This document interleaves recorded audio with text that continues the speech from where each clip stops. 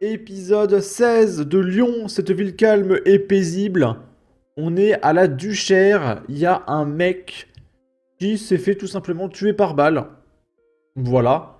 Et il y a Grégory Doucet, un écolo, qui appelle au calme. C'est un écolo, fin de la blague. Hein. Cela faisait longtemps que la poudre n'avait pas parlé à Duchère. Ce dimanche après-midi, un homme a été tué par balle dans le quartier du 9e arrondissement de Lyon. Les faits se sont déroulés peu avant 18 heures, au niveau de la place débaptisée de l'Abbé Pierre. La victime est décédée sur place, alors que les secours la prenaient en charge. Les circonstances du drame ne sont pas encore connues. Une enquête a été ouverte. Le tireur en fuite est activement recherché. La présence des forces de l'ordre est renforcée pour sécuriser le quartier. Plusieurs dizaines de policiers, notamment de la compagnie départementale d'intervention, sont sur place, a annoncé la préfecture du Rhône. Dans un communiqué, le maire de Lyon, Grégory Doucet, a réagi. C'est avec gravité que je présente ce soir mes condoléances à la famille et aux proches de l'homme tué par balle pour la 45e fois cette semaine. Non, ça il l'a pas dit. Dans un règlement de compte à la Duchère, je salue la réactivité et le travail des policiers, ainsi que des sapeurs-pompiers qui ont tenté de réanimer la victime. Nous mobilisons dès à présent, aux côtés de la préfecture et de la police nationale, nos forces de police municipales pour retrouver l'auteur et assurer la sécurité des habitantes et habitants du quartier.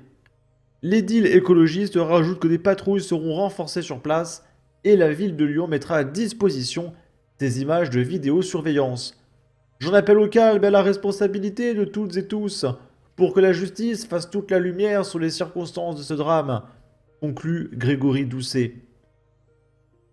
Et dans ce même quartier, au lendemain du meurtre par balle, un journaliste de BFM TV, qui est venu faire son investigation, a été agressé physiquement et menacé de mort dans ce quartier de la Duchère.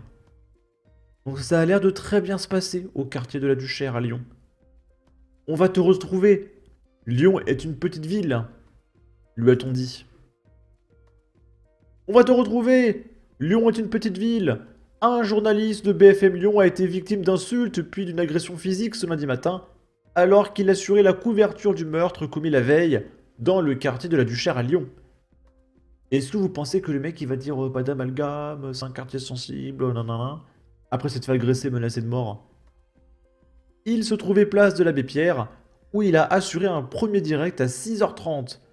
Un duplex était prévu à 7h. Donc ça veut dire que à 7h du mat, tu te fais menacer de mort dans la rue, quoi. Les mecs, ils dorment jamais. Mais vers 6h50, deux individus qui effectuaient le nettoyage de la voirie l'ont pris à partie. Face aux menaces et aux insultes, pour éviter une escalade, la décision a été prise d'annuler l'intervention de 7h. Notre confrère était en train de quitter les lieux quand l'un des individus lui a soudainement asséné un coup de pied dans le dos, ainsi que de nouvelles menaces qui ont été proférées. Lyon 3e arrondissement, un migrant clandestin a été relâché après un vol avec violence. Bien sûr. Selon Lyon Mag, vendredi en début de soirée, un individu âgé de 25 ans et en situation irrégulière, évidemment, a volé du chocolat et du shampoing dans un supermarché de l'avenue Félix Faure. Rattrapé par l'agent de sécurité, il l'a frappé avant d'être finalement maîtrisé. Malgré son statut irrégulier, il a été relâché et assigné à résidence chez une connaissance avec l'obligation de pointer chaque semaine au commissariat. Là, toujours à Lyon, la Mulatière, un couple de retraités s'est fait défoncer en représailles après une dénonciation présumée d'un trafic de stupéfiants. Parce que oui, il faut pas le dire. Sinon les dealers, ils te retrouvent. Sachant que les dealers, ils vont pas en prison. Donc tu les dénonces, ils sont relâchés, ils s'occupent de toi. Violence sur le couple, appartement dévasté, essence déversée. Selon Actu Lyon, un couple, deux personnes de 60 ans, se sont fait attaquer dans la nuit du 17 au 18 février 2025 à la Mulatière près de Lyon. 3 individus se sont introduits de force dans leur appartement, frappant l'homme de 67 ans et giflant son épouse. Leur logement a été saccagé et de l'essence a été déversée au sol sans être enflammée. Cette attaque pourrait être une vengeance, les agresseurs accusant les victimes d'avoir informé la police. La veille, une opération anti-stupéfiants avait été menée dans l'immeuble, aboutissant à des contrôles d'identité et à la saisie de 30 grammes de stupéfiants.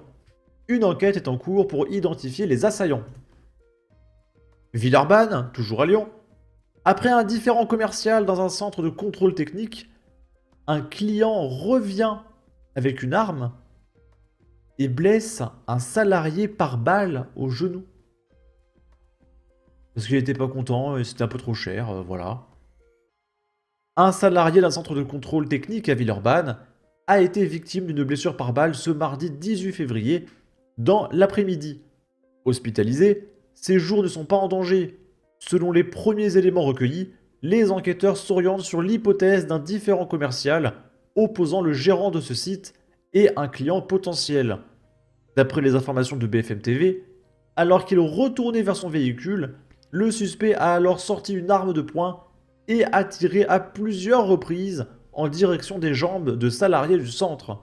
L'un d'eux a été touché par au moins une balle au genou. Il a été pris en charge par les secours. Son pronostic vital n'était pas engagé quand il a été transporté à l'hôpital. Lyon. Démantèlement d'un réseau soupçonné d'avoir détourné 15 millions d'euros au compte personnel de formation, auquel on est obligé de cotiser. Voilà. Parce que ça rapporte du pognon. Après 1 an et demi d'enquête, les agents de l'ONAF, l'Office national antifraude, ont mis au jour un système bien rodé impliquant une dizaine d'organismes de formation basés dans le Rhône et la Loire. Le stratagème, proposer de fausses formations ou des stages au contenu douteux afin de débloquer des fonds publics dédiés à la formation professionnelle. En échange de leur inscription, certains salariés complaisants recevaient du matériel informatique ou des smartphones, mais rarement une formation réelle. 19 perquisitions ont été menées dans le Rhône, la Loire et en Provence-Alpes-Côte d'Azur, aboutissant à la saisie de 1,3 million d'euros d'avoirs, dont 50 000 euros en espèces et 4 000 euros en crypto-monnaie. Au total, le préjudice s'élèverait à 15 millions d'euros, estime l'ONAF. 9 individus ont été interpellés, et parmi eux, 7 ont été mis en examen pour escroquerie, blanchiment de pognon, fraude fiscale en bande organisée et association de malfaiteurs. 4 sont en détention provisoire, 3 sous contrôle judiciaire, et 2 autres seront prochainement convoqués par le juge d'instruction de la JIRS de Lyon. Voilà, on a fait un petit peu le tour de ce qui s'est passé à Lyon ces derniers temps. Sur ce, n'hésitez pas à donner votre avis, votre opinion, à partager, liker, commenter, ça aidera au référencement de la vidéo sur YouTube. Abonnez-vous, suivez-moi sur Twitter, prenez soin de vous, salut!